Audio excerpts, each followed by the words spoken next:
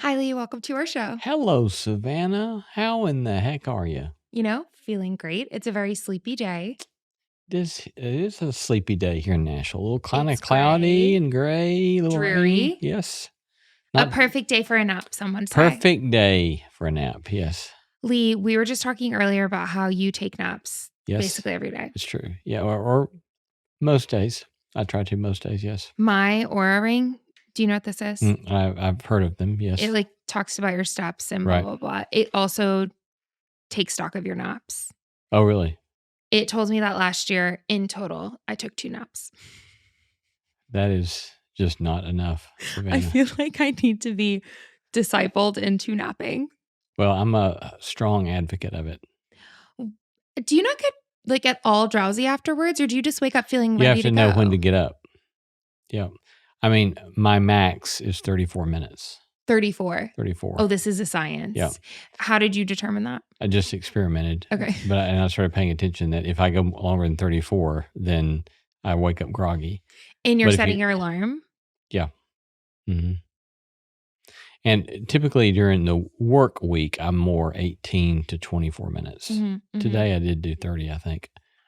But yeah, everybody has different work schedules and rhythms, I guess. But I'm very fresh when I first start at work in the morning. But if I take a nap, then I start out fresh again for the afternoon. It's like turning over a new page? Yeah, that's right. So I think I'm more productive, which goes back to the book Rest I mentioned to you, subtitled Why You Get More Done When You Do Less, or something like that. And that's the kind of the... Why you get more work done when you work less. Yeah, yeah. And that doesn't work for everybody. It's not going to work for you if you're in retail, or it's not going to work for you if you're doing customer service. But for people who primary work relates to thinking and navigating, knowledge in some way, it works pretty great. Nice. Yeah. Hey, did you finish your Perseverance book? Endurance book? Dang it. Dang it. Endurance. I was thinking it's one of those. Did you finish it? Yeah. Yeah, it's amazing. It's one of the most amazing stories I've ever heard. So it was rewarding. Yeah. Well, obviously someone survived because a book was written about it. Spoiler here, everyone survives. You're kidding me. No, it's amazing. How encouraging is that? Yeah, I know. Did you start anything new? Did I tell you I read the Wright brothers book? No. By David McCullough? Mm-mm. Yeah, I read the Wright brothers, a book about the Wright brothers. I've read, I'm kind of geeky about, I'm geeky about flying stuff. And so flight and aviation. And so, I read David McCullough's book about the Wright brothers, which is quite good. And I've also just started Edward Abbey's book, The Monkey Wrench Gang, which is one of the big newspapers called it scandalous. Maybe the Smithsonian called it scandalous. It is scandalous because it's about eco-terrorism. It's about this group of people that go out and they do eco-terrorism. They're all disgusted with the way the southwestern desert in the U.S. is being developed. And so they just decide to go out and be eco-terrorists. What's an example of eco-terrorism? In this book, they would go into where they're building a road, and they would just destroy all of the Caterpillar trucks and bulldozers to stop it from being developed. Yeah, okay, that's so cool. forth. Yeah, blow up. I'm not saying I support it or whatever, but blow up bridges and all this kind of stuff. So it's very wild. And it's just and it's also quite entertaining, and it's a bit edgy. Is it a true story? No. Oh, so it's all fiction. All fiction. Yeah. Oh, because I was like, I want to know about this.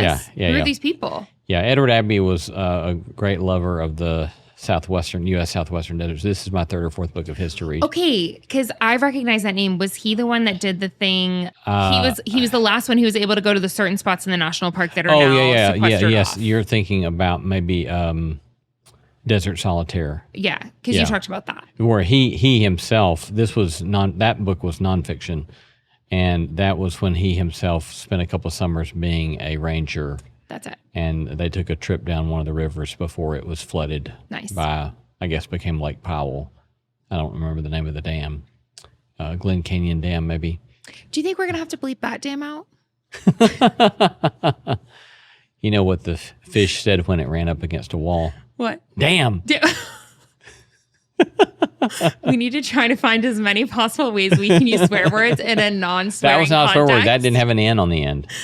So that Apple Podcast won't mark us as explicit.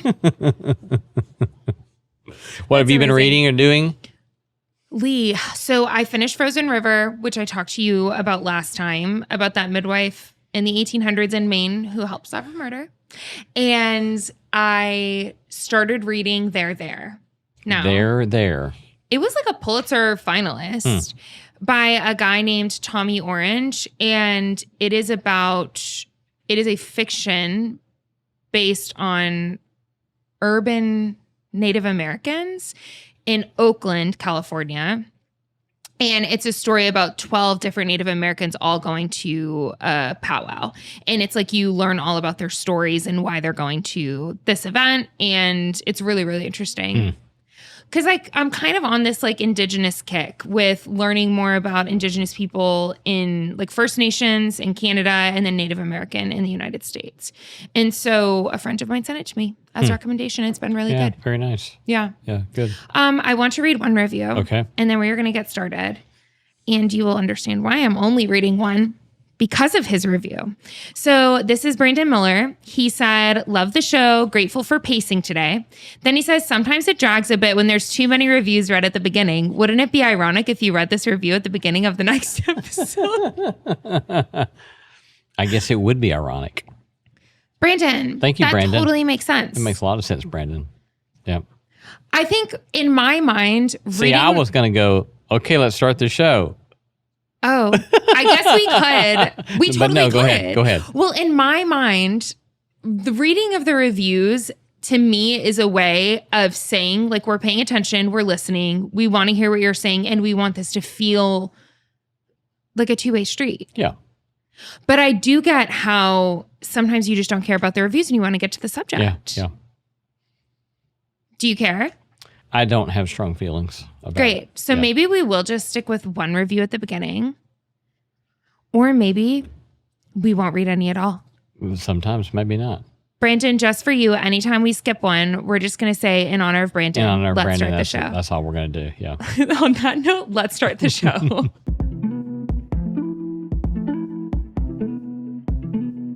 Welcome to the Subtext, where we go beneath the headlines and beyond the obvious. I'm Savannah Locke. I'm Lee C. Camp. Hey, if you like what we're doing and want to help us get the show in front of more people, please do us a favor by following and rating it wherever you listen. If you leave us a review, we might read it on the show, or we might not. Give us 5 stars, hype us up. If you want to watch full video episodes, you can find them on YouTube and Spotify. You can follow the show at The Subtext Show, me at Savannah_Locke, and Lee at Lee C. Camp. And if you have any questions or suggestions for the show, just DM us on Instagram at The Subtext Show. Lee, this week, I want to name our episode, God Had a Big Week in Pop Culture. Big week for God in pop culture. It was a real big week for God in pop culture.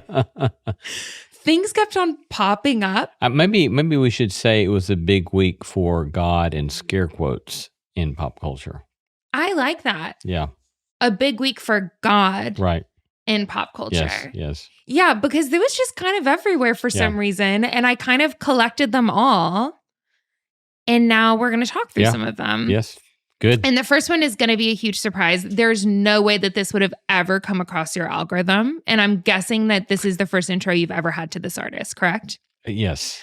Okay. It is a song called Numbers 31, 17 through 18 by Sofia Isella. Bigger question that's presenting is what kind of God are you defending? I love this artist.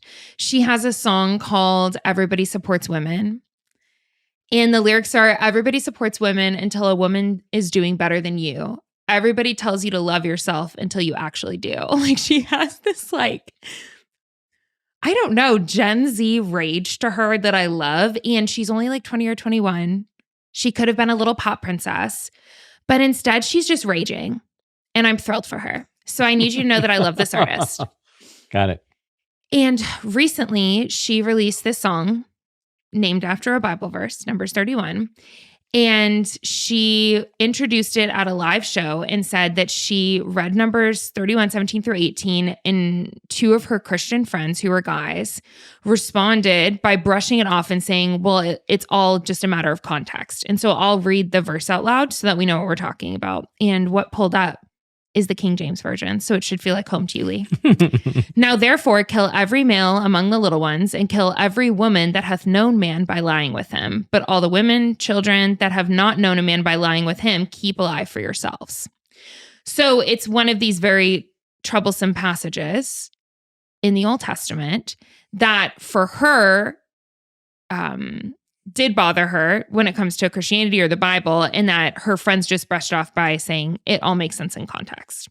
So do you want to read some of the lyrics maybe to the song, and then we can get started? Sure. First of all, how does this hit you in general that a Gen Z grunge pop artist is writing a song about the book of Numbers? Well, yeah, good. Are you into it? Sure. Does it freak you out at all? No. Okay, I love it. Okay, so it starts off with a verse. Now kill all the boys, kill every woman who has had sex with a man, but save for yourselves the young girls who have not had sex with a man. Save for yourselves the virgin, right? Take the virgin for yourselves. So then this is what some of the lyrics say. The context is missing, long, long forgotten. Oh, the context. The context is on the milk cartons, but they still fill the bottle for that silhouette of air. The babe will crawl home and suck on excuses and prayers. Context, context. There's context to the slaughter. There's a loving, good reason. God's quotations kill the daughter. Interesting, right? Yep.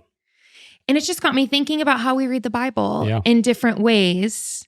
Yeah. And how unsatisfied Sophia was with the explanation she had been given. Reading the Bible, one should always take account of context.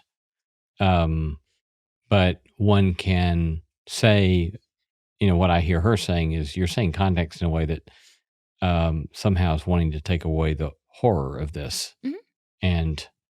And I would agree that if you're using context to remove the horror of this, then I find that quite lacking in resonance, or let me put it much more strongly, that's very dissatisfying. Nice. Okay. Yeah. I appreciate her rage about that. I do too.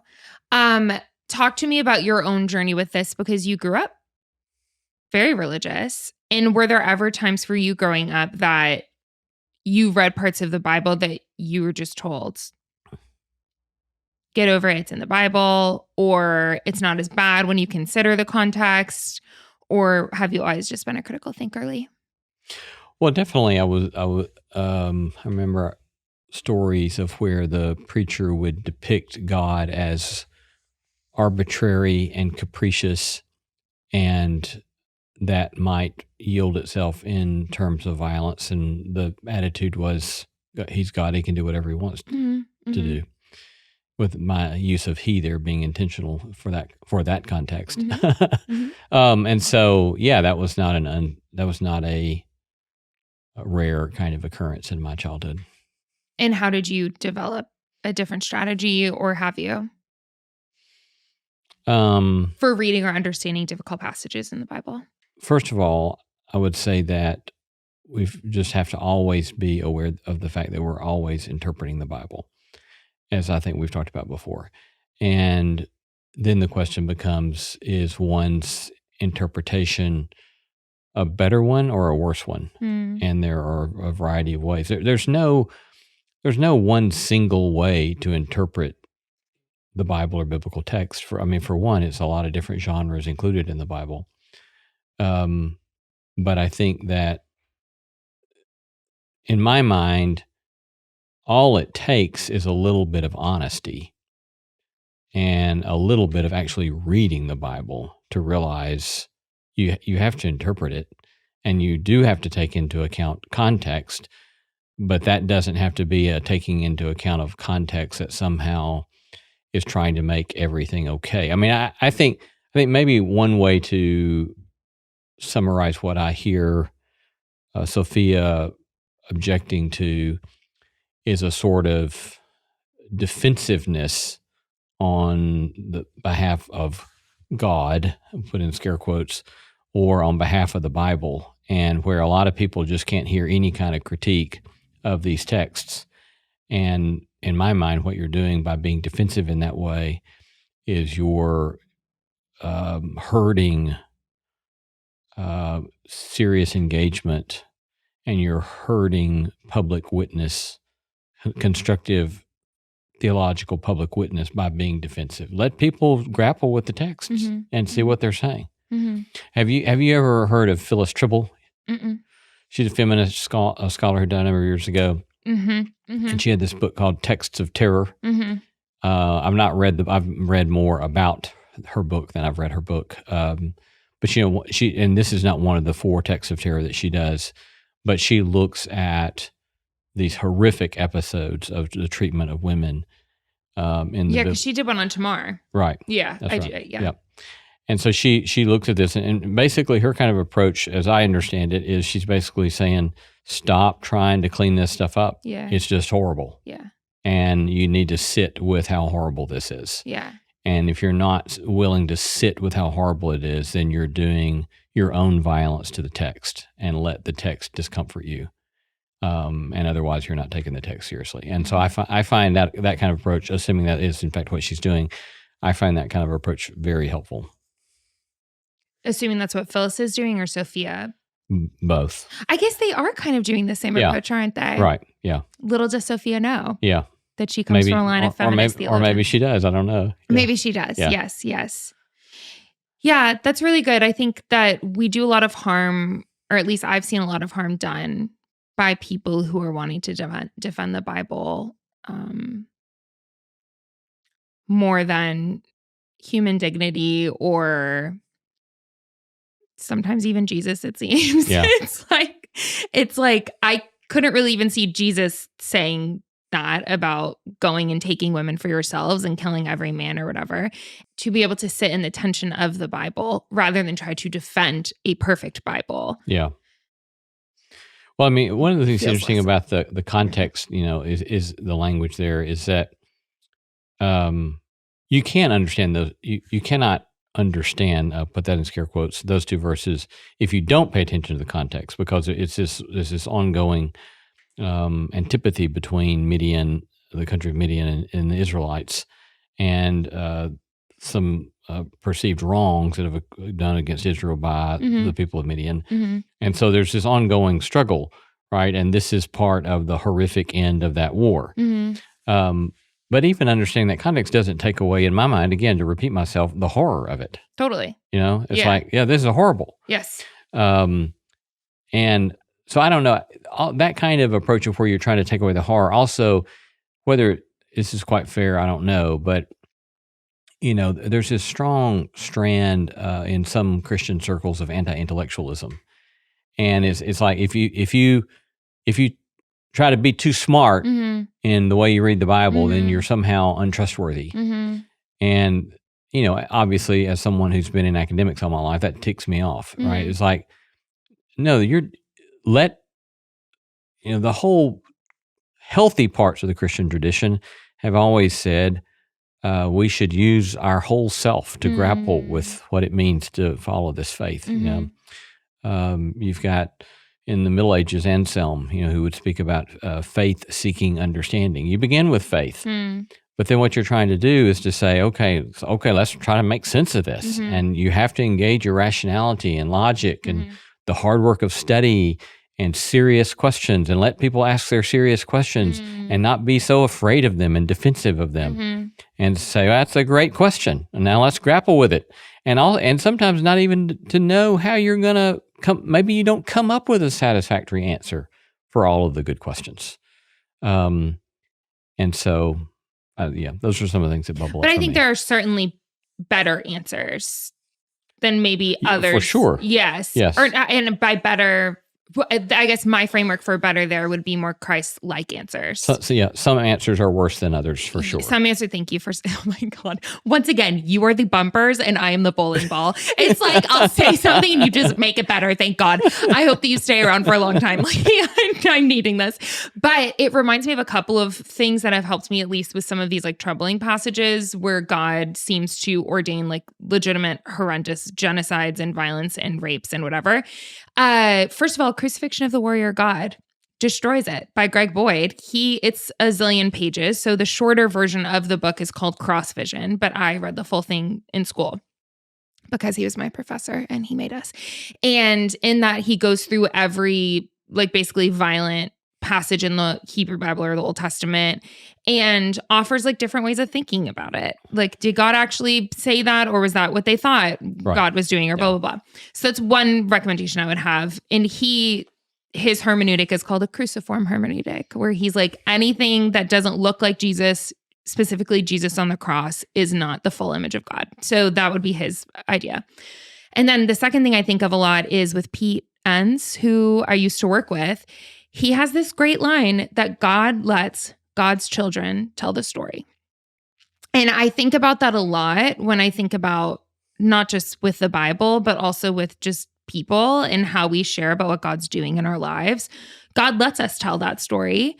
And is it in the perfect way? Who knows? But there's always going to be like human fingerprints on everything that we engage with. And just to be able to name that, I think has been really freeing and helpful in helping me believe in a good God while simultaneously loving and wanting to study the Bible. How does that hit you? Yeah, I mean, I think that, again, it takes us back to there are a lot of different kind of possible hermeneutical ways to approach some of these texts, and it's worth us getting ourselves schooled in some of these things, you know? So true. Right. So like even Greg's approach, which I resonate with a lot of what Greg's done. And at the same time, there are a lot of people that just find his way of reading it completely objectionable. I know. Right? They really can't stand it. Yeah, that's right.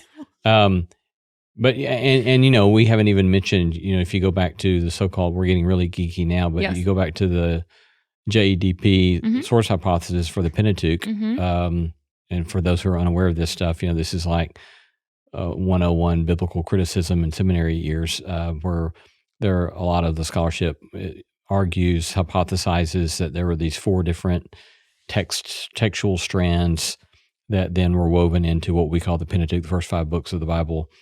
And so, you know, you can go back and there's a lot of scholars who will say that this particular passage in Numbers 31 was a later P source, and it's using this story for an agenda, and its agenda is to say, be holy and don't get mixed up with foreigners and don't get mixed up with pagan worship and syncretism and so forth. And it's telling this horrible story as a way to say, take this very, very seriously. You don't mess with this stuff, without necessarily assuming, you know, these people would say, without necessarily assuming this actually historically happened, right? And so that's another interesting way to read the text, right? And so context does matter, but it all depends upon what you presume the context is, and that's going to change the way you read this stuff. But again, let's don't use context as a way to excuse that this is a hard text. Moral atrocities. Yeah. Yes, exactly. Oh my gosh, we love. Well, Sophia, shout out to you for this song. I don't even know if I should recommend people go listen to it. It's not going to be everyone's cup of tea, but just know it's mine. Just know that I listen to it when I'm running, everyone. If we want to understand you, we should go listen to Sophia. If you want to understand the dark sides of me, just know Sophia's dropping into it.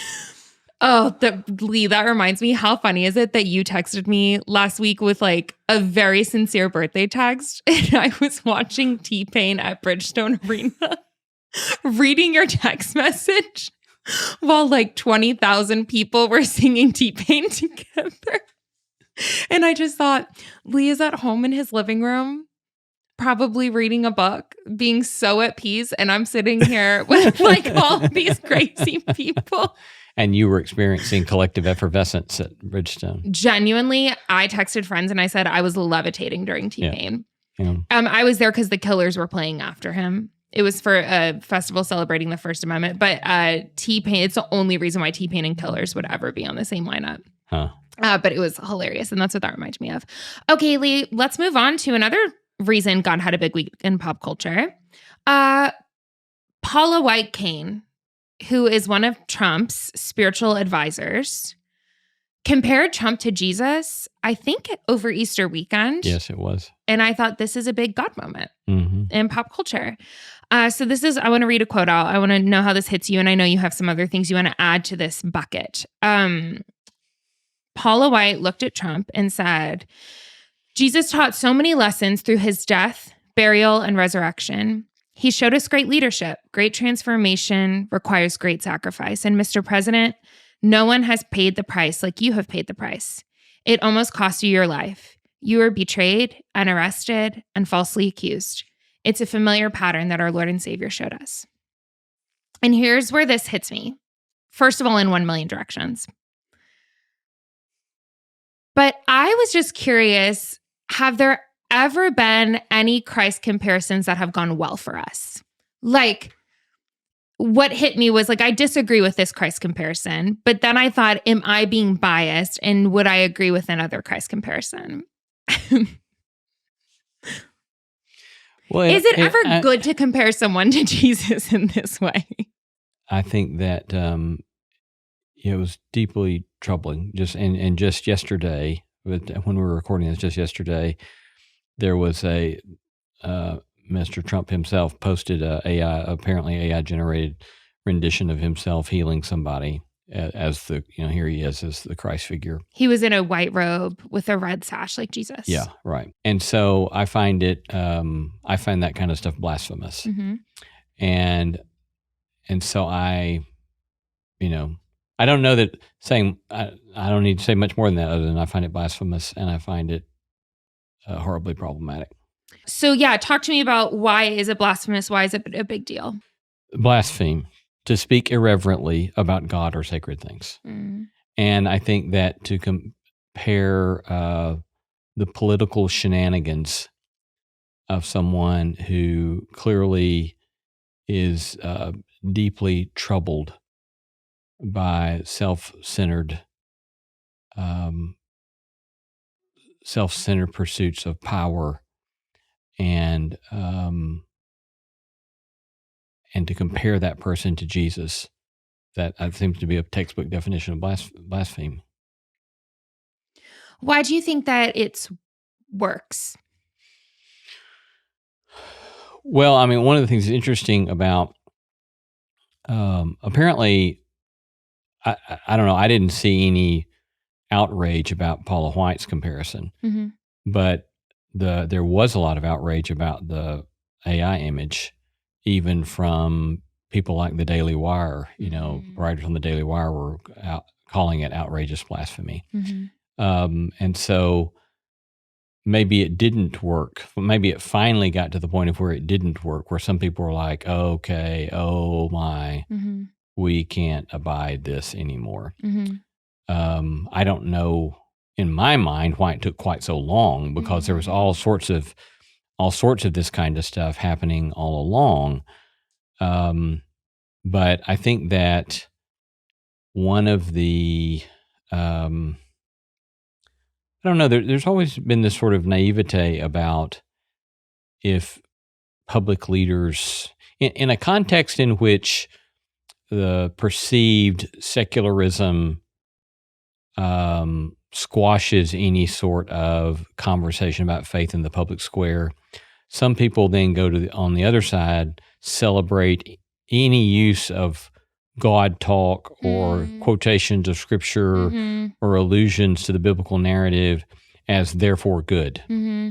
And that just shows a lack of discernment about saying, well, just because, the old line about, well, the devil quotes scripture, sure he does. But you got to ask the question, towards what end and for what purpose, and what's the bigger story that's being told here?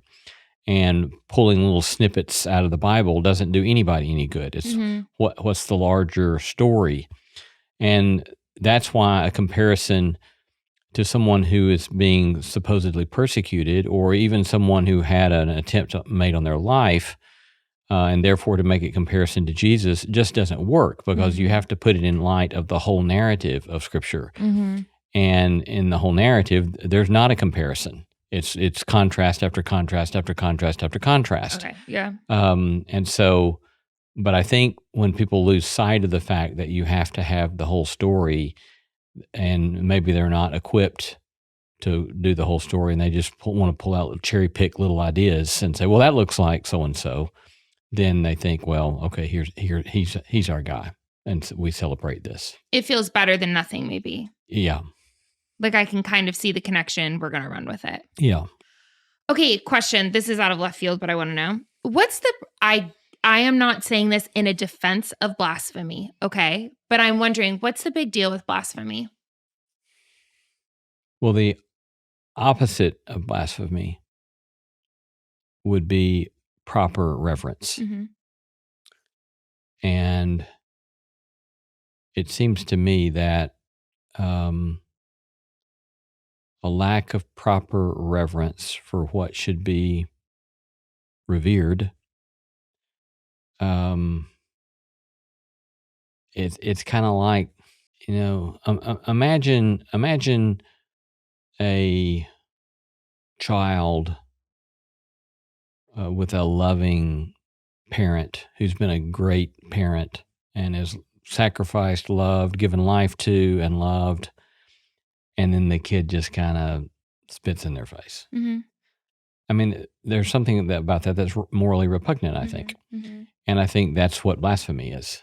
It's a sort of rejection of the gifted nature of our lives. And I don't see how someone can fully embrace the gift that is life if their posture is one of irreverence. And I'm not necessarily even saying, there are a lot of people who don't hold to any kind of classical theological formulations about God, but would still argue that if you're going to live life well, you need to have a certain posture of reverence and awe about it, right? And that seems true to me. That seems right to me. And it just makes no sense to me that irreverence would ever be any kind of social good. I agree. The social good piece, particularly, and probably the personal and formation. The personal good, yeah. Yeah.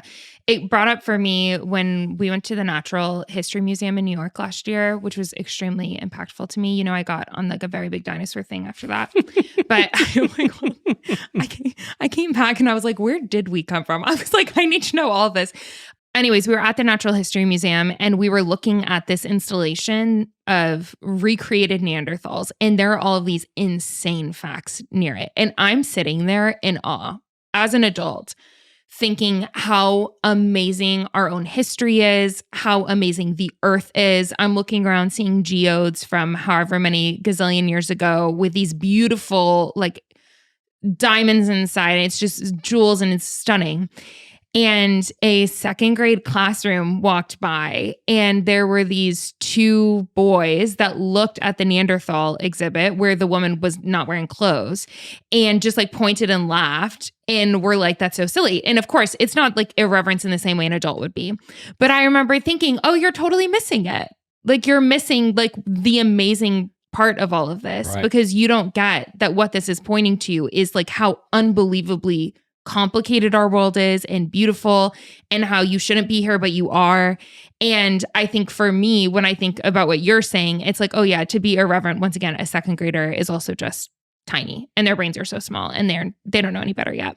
But for adults, is that irreverence is really just showing that you're missing the point of all of it. Yeah. But less maybe about God smiting us. Do you know what I mean? I think whenever I hear blaspheme, I hear old school me growing up of being like, if you blaspheme, God is going to shoot lightning down on you. And I wonder if there's a more holistic way of looking at it. Yeah. Well, clearly that's not a very general rule. If so, there would be a lot more dead people being struck down by lightning. So...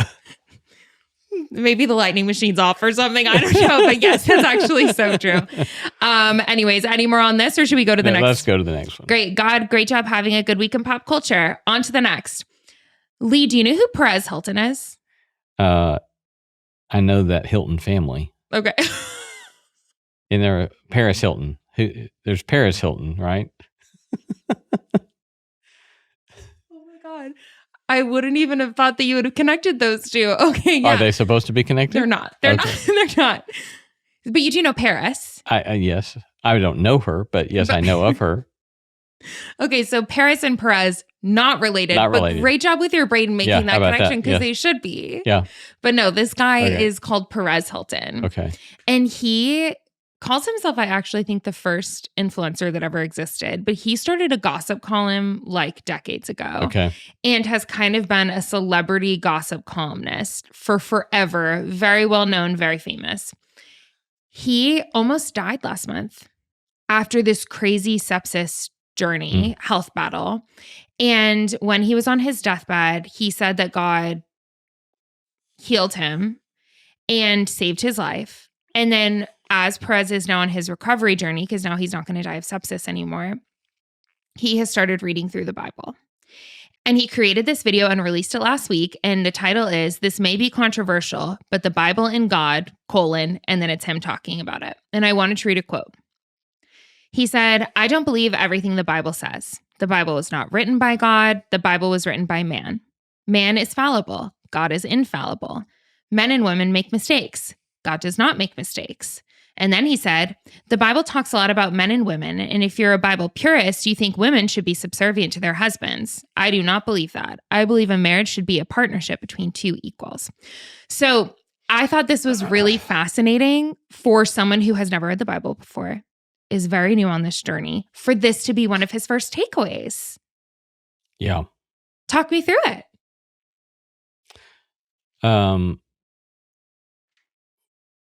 You start. Lee, Yeah, you haven't started yet today. Go ahead, start. but I'm scared that you're going to disagree with me. Well, that's okay. Okay, I love his take. I was curious when I was listening to him speak. He doesn't have baggage he's coming into this with. So he's reading this and he's not coming in with, generations before him all saying the same thing about what the Bible ought to be. And instead he's coming at it with this, okay, it seems genuine, like that he genuinely does feel that he has been saved and healed by God. He really wants to know more about God and he's reading the Bible. And it's almost like he's able to name the complexity. I wouldn't use this language necessarily, but he's able to name the complexity of like, oh yeah, this is a messy book, better than someone who had all the religious baggage could. Mm-hmm. And I found that to be refreshing. Would I say that this is my hermeneutic? No, but I found it refreshing that it was his. Yeah. Yeah. No, I like that take. No, go ahead. Go ahead. Tell me your real thoughts, Lee. No, I mean, I think it is interesting, when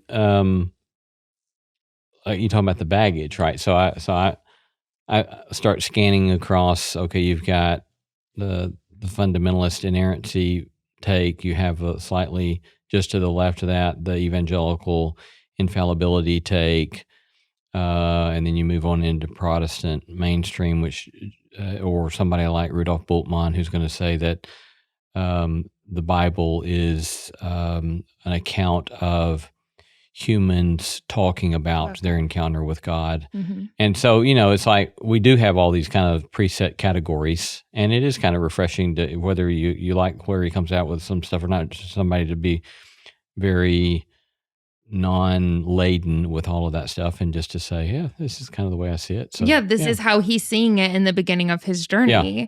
And I loved too that he's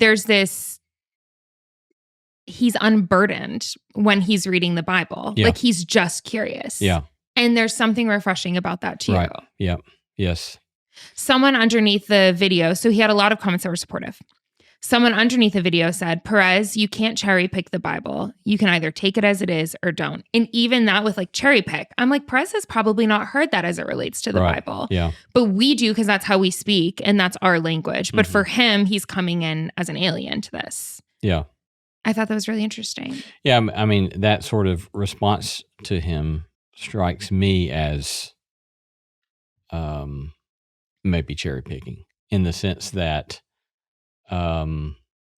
it wants to act as if we don't have to read the Bible. We don't have to interpret the Bible. We just take it as it is or not, right? And as we were saying earlier in this very episode, right, that simply does not work, right? I doubt that person who wrote that really wants us practicing stoning for adultery, right? or stoning the rebellious kid. You know, I really doubt they want that, which immediately means they have, you know, if they're going to use their language, cherry picked. Yes. But a better language is that we all do have to interpret. And then the question is that a better interpretation or less interpretation? And, you know, I would want to make the case that Perez language about the relationship between men and women actually is consistent with the whole story of the Bible, not opposed to it, right? And so there are ways that you, and lots of people have done this, you know, who read what's happening by the time you get to the New Testament, of saying that even things that appear to be patriarchal in the Apostle Paul are actually subverting first century household codes that were highly hierarchical, and he's giving an approach that's going to eat away at that from the inside, and it's finally going to fall in on itself, which is precisely what happened in the Christian tradition. And so maybe Perez is actually being more of Bible purist than the people who would read it some other way. Interesting. Right? Yes. Well, a lot of people forget. A lot of people think that the so-called conservatives means this is the way they read it in the first century, which is simply not true in many, many, many, many cases, right? They're doing a reading that's more like concerned with the debates of 100 years ago or 500 or 600 years ago, but not what they were really necessarily debating in the 3rd century or the 2nd century.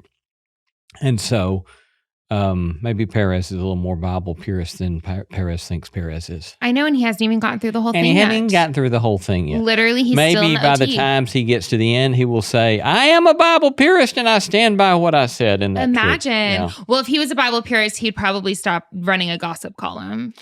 You know what I mean? Yeah. So there's like a lot to be done there, Maybe too. he will. Maybe he will. Perez, you've got it. Yeah. It reminds me of a book called Jesus Was a Feminist by Leonard Swidler, where he basically goes through every interaction that Jesus has with a woman in the Bible. And to your point, shows how some of the context clues that if we miss them, we don't realize how revolutionary some of those encounters really were. See how important context is. Literally, can we talk about how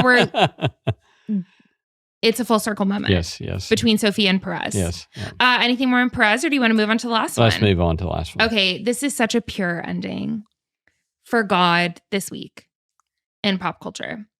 Did you watch the Artemis II mission? I did watch segments of it, yes, and I kind of kept going back to it and watching, checking in on them and so forth. I did too. Yeah. How did you feel watching it? Oh, it's great. I'm a aviation and space geek, and so I love that stuff. Wait, for real, right now, if it was offered to you that you could go up to space, would you do it? Absolutely. Even with the risks? Sure. Even if it was for 14 days? For sure. So you would go no matter what? Yeah. Lee, that is so brave. I don't know if it's brave. It is. I would just watch it from TV. I would wager that a lot of people would. I was just thinking the whole time, they are so brave for being out there because you're brave. just in this tiny little capsule floating around space. They're very brave, yep. And how there aren't rockets really propelling them anywhere at some points. Like they're just being floated around by gravity and by like the pull of things. Pulled around by gravity, yeah. That is insane. Yeah, inertia and gravity, yeah. Okay, yeah. Well, whatever. Okay, layperson's turns. Here we are. But I was curious if you watched Victor Glover's response when they asked if he had any Easter message. I did not. He didn't have anything prepared, but then he gave this beautiful message that I wanted to talk about. I'm just going to pick some random quotes, and if you want to read the whole thing, you guys can. I think for me, one of the really important personal perspectives that I have up here is I can really see Earth as one thing. And when I read the Bible and I look at all the amazing things that were done for us and who created it, you have this amazing place. You guys are talking to us because we're in a spaceship really far from Earth, but you're on a spaceship called Earth that was created to give us a place to live in the universe and the cosmos. And then he said this. Maybe the distance we are from you makes you think what we're doing is special, but we're the same distance from you, and I'm trying to tell you, just trust me, you are special. In all of this emptiness, this is a whole bunch of nothing, this thing we call the universe. You have this oasis, this beautiful place that we get to exist together. And then he said, as we go into Easter Sunday thinking about this, all the cultures all around the world, whether you celebrate it or not, whether you believe in God or not, this is an opportunity for us to remember where we are, who we are, and that we are the same thing and that we got to get through this thing together. Isn't that a stunning message? Yeah, that's lovely. Yeah.